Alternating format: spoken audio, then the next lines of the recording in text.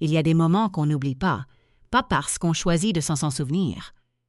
Parce qu'il s'installe dans le corps, dans la mémoire du corps, dans la façon dont vous regardez les gens parfois, avec une légère hésitation, comme si quelque chose vérifiait, avant de s'ouvrir, dans la façon dont certains mots précis, font encore quelque chose des années après, comme si le corps gardait ce que l'esprit essaye d'oublier.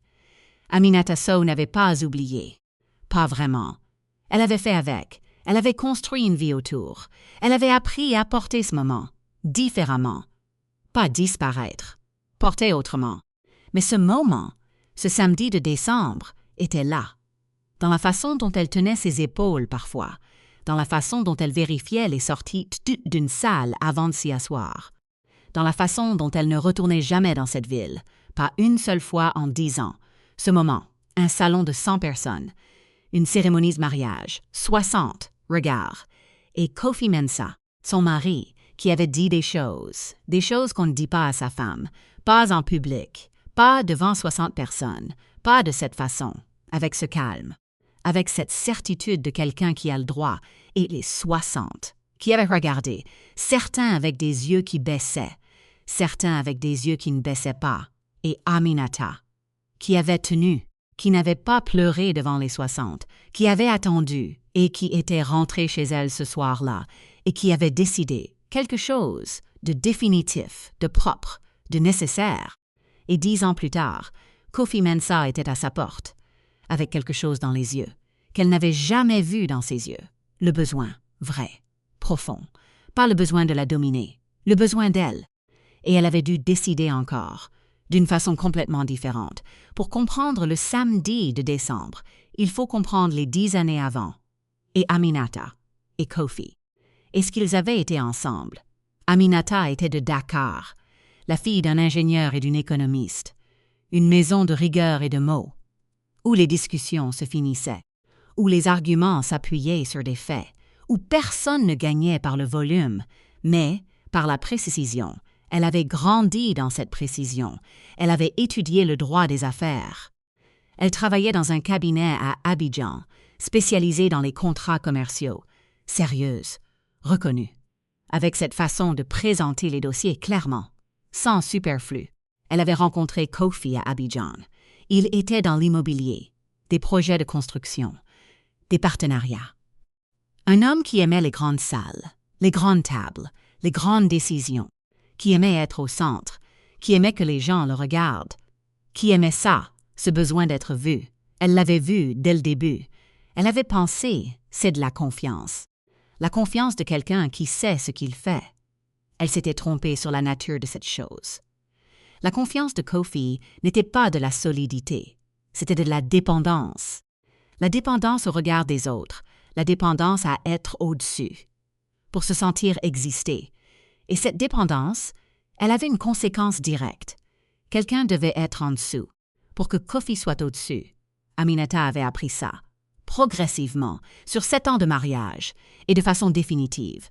Ce samedi de décembre, les 7 ans, il y avait eu des choses bonnes, des choses vraies, des moments de construction réelle, des moments de complicité, des voyages, des projets communs, des enfants, pas d'enfants, il n'avait pas eu d'enfants.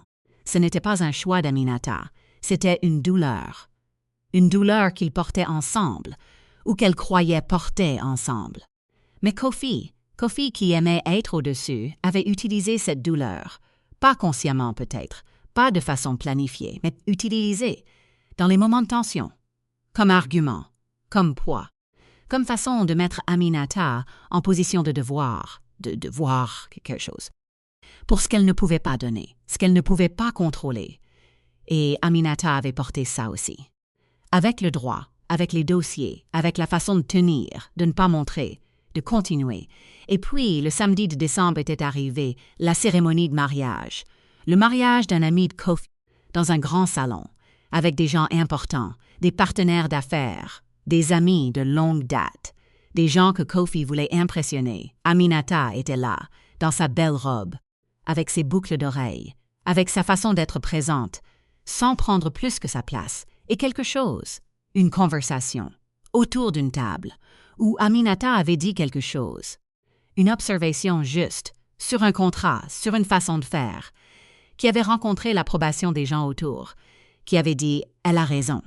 Et Kofi qui avait besoin d'être au-dessus, qui avait senti quelque chose. Ce sentiment, quand quelqu'un prend votre place dans le regard des autres, même une seconde, même une conversation, il avait dit des choses, à table, avec 60 personnes qui entendaient, des choses sur Aminata, sa façon de toujours avoir une opinion, sa façon de ne pas savoir quand se taire, ce qu'une femme dans cette société devrait savoir faire, ce qu'elle ne faisait pas, ce qu'elle n'était pas, des choses, dites avec le calme de quelqu'un qui croit avoir le droit de diminuer sa femme en public, parce qu'elle avait été trop visible une seconde. Aminata avait regardé cet homme. Son mari de 7 ans, elle n'avait pas répondu, pas devant les 60. Elle avait regardé un point, sur la nappe blanche, un point fixe, et elle avait attendu que ça finisse. Parce que ça finit toujours, et elle était rentrée ce soir, et elle avait décidé. La décision n'avait pas été prise dans la douleur vive, elle avait été prise dans cette clarté froide, qui vient parfois, quand quelque chose de définitif se produit, et qu'on comprend, sans aucun doute, que quelque chose est fini. Pas de question. Pas, peut-être. Fini. Elle avait regardé leur appartement. Elle avait regardé ce qu'ils avaient construit. Elle avait pensé à ses 7 ans, au moment vrai, au moment utilisé, aux 60 regards, à la nappe blanche. Et elle avait pris une feuille, comme elle prenait une feuille pour ses dossiers. Les faits, pas les émotions. Les faits, ce qu'elle possédait, ce qui lui appartenait légalement, ce dont elle avait besoin pour reconstruire, ce qu'elle voulait garder, ce à quoi elle renonçait. Elle avait appelé son avocate le lendemain matin, pas dans une semaine, le lendemain, et 6 mois après, elle avait sa vie, à elle, propre, choisie, les 10 ans après. Elle n'était pas amère, pas le genre de personne qui garde l'amertume, pas parce que ça n'avait pas fait mal, parce qu'elle avait appris quelque chose de son père. L'ingénieur, qui disait « l'énergie ne disparaît pas ». Elle se transforme. Ce que tu mets dans la rancune ne peut pas aller dans la construction. Elle avait mis dans la construction son cabinet qu'elle avait développé après le divorce. Avec l'énergie qu'elle aurait pu mettre à souffrir, elle avait mis dans le travail, dans les dossiers, dans les clients, dans la réputation qui grandissait, et dans une chose inattendue, une association pour les femmes entrepreneurs, qui avaient des dossiers juridiques à défendre, qui n'avaient pas toujours accès aux bons avocats. Elle avait créé cette association avec 2 amis, parce que le droit, elle l'avait appris de façon intime, protège ceux qui le connaissent, et elle voulait que plus de femmes le connaissent. Cette association, qui avait commencé petite, avec 10 femmes dans une salle, et qui maintenant, aidait beaucoup plus, dans plusieurs villes, avec des partenariats, avec une réputation, avec son nom, Aminata Sow, qui circulait, pas comme l'épouse de Kofi Mensah, comme Aminata Sow, avec ses propres réalisations, sa propre voix, sa propre façon de prendre de la place dans une salle, sans demander la permission, sans regarder si quelqu'un se sentait diminué, parce que sa présence ne diminuait personne. Elle ajoutait, et c'était tout. Kofi était arrivé un mardi, pas prévu. Un message d'abord. Il avait demandé si elle pouvait le recevoir. Elle avait répondu oui, sans savoir pourquoi, ou en sachant peut-être, qu'un jour il serait là, et que ce jour-là, elle voulait être capable de l'accueillir, pas de l'attendre, pas de le craindre, d'être capable. Il était venu, elle l'avait regardé entrer, 10 ans. Les gens changent en 10 ans. Il était plus mince, plus gris, avec quelque chose dans sa façon de se tenir, qui avait changé, cette façon qu'il avait d'occuper l'espace, ce besoin d'être le plus grand dans la pièce. Il était encore là, mais atténué, comme quelque chose qui a perdu de l'air. Elle avait dit « Assieds-toi ». Il s'était assis, et il avait parlé. Il avait parlé longtemps. Ses affaires qui avaient mal tourné. Un projet immobilier énorme, mal calculé, mal géré, qui s'était effondré, des dettes, des partenaires qui avaient fui, sa réputation dans le secteur, qui avait souffert. Il avait tout perdu, ou presque, et il avait besoin, pas d'argent, d'un avis juridique, d'une façon de sortir légalement de certaines situations. Il connaissait ses compétences. Il savait ce qu'elles valaient. Et il était là. Il avait dit « Je sais que je n'ai pas le droit de venir ici ». Elle avait dit « Tu as le droit. On est adulte ». Il avait dit « Après ce que j'ai fait ». Elle avait attendu. Il avait dit « Ce soir, cette cérémonie, ce que j'ai dit devant tout le monde ». Il avait regardé ses mains, il avait dit « J'ai pensé à ça ». Pas tout de suite. Pas les premières années, mais après, quand les choses ont commencé à mal aller et que j'ai eu le temps de penser. J'ai pensé à ça souvent. Elle l'avait regardé. Elle avait dit « Et qu'est-ce que tu t'es dit ?» Il avait dit que j'avais eu peur. Elle avait dit « Peur de quoi ?» Il avait dit « De toi, de ce que tu étais, de ce que tu représentais. » Les gens t'écoutaient. Ils t'écoutaient vraiment. Et moi, je pensais que si les gens t'écoutent, ils ne me regardent plus. Aminata avait reçu ça, cette vérité, qu'il avait peut-être mis 10 ans à former, à formuler, à accepter. Elle avait dit « Tu avais besoin de moi en dessous pour te sentir en haut. » Il avait dit « Oui. » Elle avait dit « Ce n'est pas de l'amour, ça. » Il avait dit « Je sais. » Elle avait dit « C'était réel. » En partie. Notre mariage, il y avait des choses réelles. Il avait dit « Oui. » Elle avait dit « Mais cette partie-là, cette façon que tu avais de me diminuer pour te grandir, ça rendait tout le reste impossible. » Il n'avait pas répondu. Elle avait dit « Tu as compris ça. » Il avait dit « J'ai mis du temps. » Elle avait dit « Les 10 ans. » Il avait dit « Oui, les choses qui allaient mal et qui m'ont forcé à me regarder, sans les autres autour pour valider. » Aminata avait pensé à quelque chose, que parfois Dieu enlève les validations extérieures pour que les gens se regardent vraiment, sans miroir, sans public, juste eux et ce qu'ils sont vraiment. Elle l'avait aidé. Pas parce qu'elle lui pardonnait tout. Pas parce qu'elle oubliait la nappe blanche. Pas parce que les 60 personnes avaient disparu.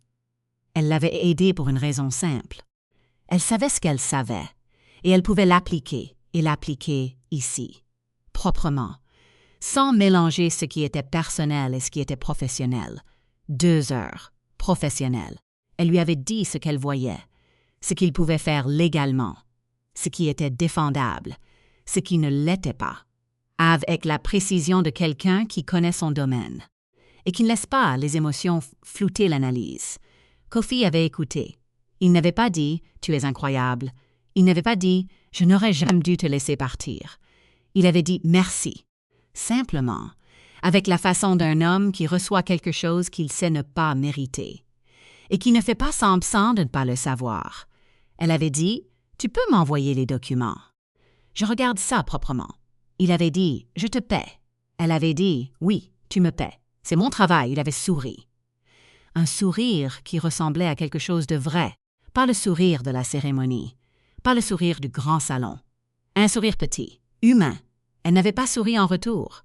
Pas encore. Peut-être un jour, peut-être jamais. Ce n'était pas important.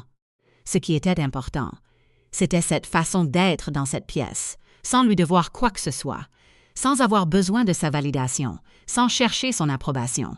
Juste là, dans sa compétence, dans sa valeur, qui ne dépendait pas de lui, qui n'avait jamais dépendu de lui, même quand il essayait de la convaincre du contraire, devant 60 personnes. Ce soir de décembre, elle avait toujours été ce qu'elle était. Il n'avait juste pas pu le voir, parce qu'il était trop occupé à avoir besoin de la diminuer. Pour se sentir grand, ce n'était pas son problème. Ce n'avait jamais été son problème. C'était le sien. Le soir après le départ de Kofi, Aminata était restée dans son bureau. Avec son thé, avec la lumière douce de la fin du jour, elle avait pensé à ce samedi de décembre, à la nappe blanche, au point fixe qu'elle avait regardé, pour tenir. Elle avait pensé à la feuille du lendemain matin, avec les faits listés. Proprement, elle avait pensé aux 10 ans, à l'association, aux femmes aidées, à son nom qui circulait. Pas comme l'épouse de quelqu'un, comme elle. Elle avait pensé à ce que Kofi avait dit. Il avait eu peur de ce qu'elle était. Et elle a pensé ce qu'il craignait, ce qu'il avait essayé de réduire. C'est exactement ce qu'elle était devenue. Complètement. Sans lui. Parce que sans lui, personne ne l'avait diminuée. Personne n'avait cherché à la réduire. Et dans cet espace où personne ne cherchait à la réduire, elle avait simplement été ce qu'elle avait toujours été, juste, entièrement. Elle avait bu son thé. Elle avait regardé la lumière de la fin du jour, et elle avait pensé à son père, l'ingénieur. L'énergie ne disparaît pas, elle se transforme. Et cette chose que Kofi avait essayé de diminuer ce soir de décembre, elle ne s'était pas diminuée, elle s'était transformée en cabinet, en association, en femmes aidées, en son nom qui circulait. L'énergie ne disparaît pas, elle se transforme, et Dieu qui avait vu la nappe blanche, qui avait vu les 60 regards, qui avait vu le point fixe, et la feuille du lendemain matin, et les 10 ans, et l'association. Dieu avait souri, de cette façon particulière que Dieu sourit, quand ce qu'il a créé, ce qu'il a mis dans quelqu'un, finit par être vu, pleinement, sans la distorsion de quelqu'un qui a besoin de le réduire pour se grandir, finit par être vu, tel quel, entier, réel, Aminata Sow, tel quel, entière, réelle. Cette histoire nous enseigne 6 choses. Premièrement, l'humiliation publique dit plus sur celui qui humilie que sur celui qui est humilié. Kofi avait eu peur de ce qu'était Aminata. Il avait répondu à sa peur par la diminution publique. Cette humiliation ne disait rien sur la valeur d'Aminata. Elle disait tout sur la fragilité de Kofi. Quand quelqu'un vous humilie en public, regardez leur peur, pas votre prétendu défaut. Leur peur. Elle vous dira pourquoi ils le font et pourquoi ça ne vous définit pas. Deuxièmement, les décisions importantes méritent une nuit, pas plus. Aminata n'a pas décidé dans la salle. Elle a tenu, elle est rentrée, elle a dormi, et le lendemain matin, la feuille, les faits. L'avocate, la décision froide et préparée, ce n'est pas de la lenteur, c'est de la sagesse.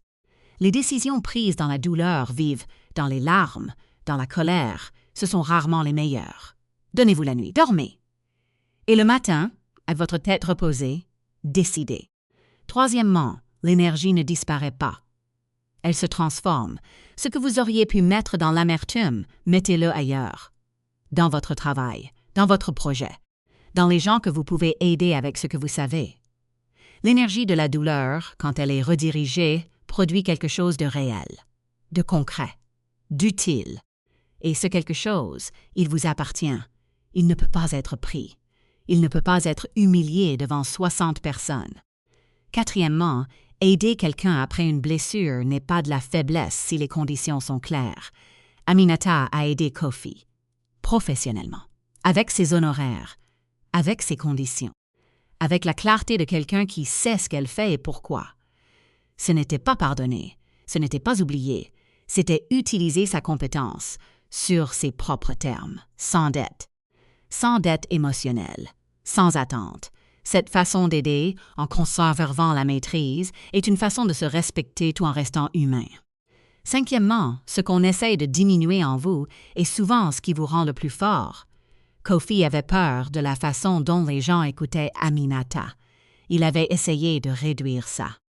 Et cette chose, cette façon d'être écouté, avait fini par devenir son outil principal dans son cabinet, dans son association, dans la façon dont des dizaines de femmes venaient la voir, pour être entendues et guidées et défendues.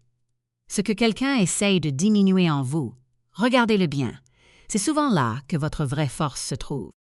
Sixièmement, et c'est le plus important, Dieu enlève parfois les validations extérieures pour forcer la vérité intérieure. Kofi avait besoin du regard des autres pour se sentir exister. Dieu a retiré ce regard. Les affaires ont mal tourné, les partenaires sont partis, la réputation a souffert. Et dans cet espace vide, sans le public, sans la grande salle, sans les 60 personnes, Kofi s'était retrouvé seul avec lui-même. Et ce qu'il avait vu, sans les miroirs des autres, avait commencé à le transformer. Dieu fait ça parfois, pour ceux qui en ont besoin, pas comme punition, comme invitation à se voir vraiment. Et pour Aminata, Dieu avait fait autre chose. Il lui avait donné 10 ans sans que personne n'essaie de la réduire. Et dans ces 10 ans, elle avait été entièrement elle-même. Et cette version entière d'elle-même, ce qu'elle était devenue, était exactement ce que Kofi avait craint, et exactement ce que Dieu avait prévu. Il l'avait humiliée devant 60 personnes. Il pensait l'avoir réduite. Il l'avait libérée, sans le savoir, sans le vouloir, mais libérée. Parce que ce soir de décembre, elle avait regardé la nappe blanche et elle avait décidé d'être entièrement ce qu'elle était, sans lui, sans sa peur, sans ses 60 personnes, juste elle, entière. Et Dieu avait dit, voilà ce que j'avais prévu pour toi. Si cette histoire vous a touché, partagez-la avec quelqu'un qui en a besoin aujourd'hui. Abonnez-vous à notre chaîne et activez la cloche pour ne jamais manquer une histoire. Que Dieu vous bénisse. À très bientôt pour la prochaine histoire.